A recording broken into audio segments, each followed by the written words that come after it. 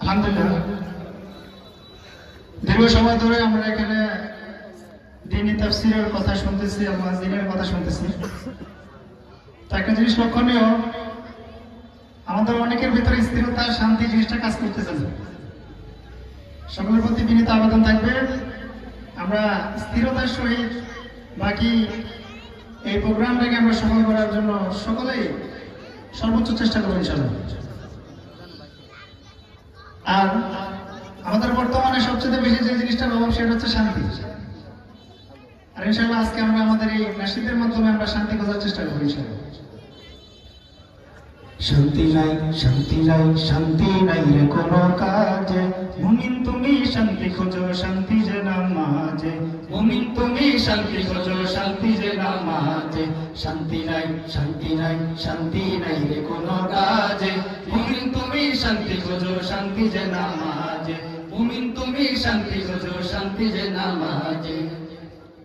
এই নামাজে তুমি দেখো না পরে পাবে ইমানের স্বাদ, সকল ভ্রান্তি বিভেদ যাবে কেটে, কবু হবে না হতাশ, ঠিক না? এই নামাজে তুমি দেখো না পরে পাবে ইমানের স্বাদ, সকল ভ্রান্তি বিভেদ যাবে কেটে, কবু হবে না হতাশ।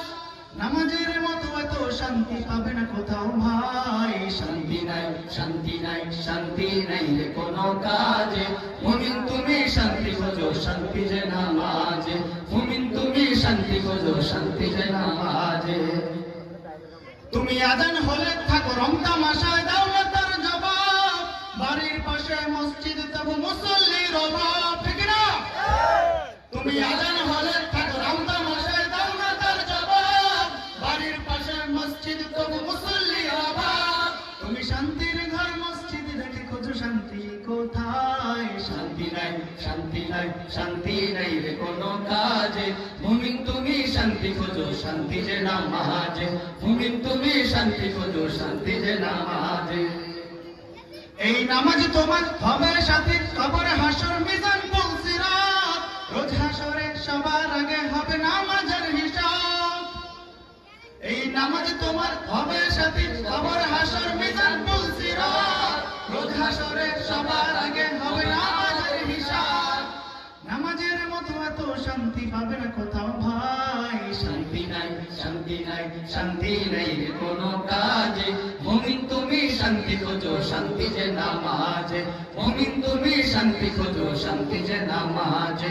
মুমিন তুমি শান্তি খোঁজো, শান্তি যে নামাজে। আসসালামু আলাইকুম। মারহাবা, মাশাআল্লাহ।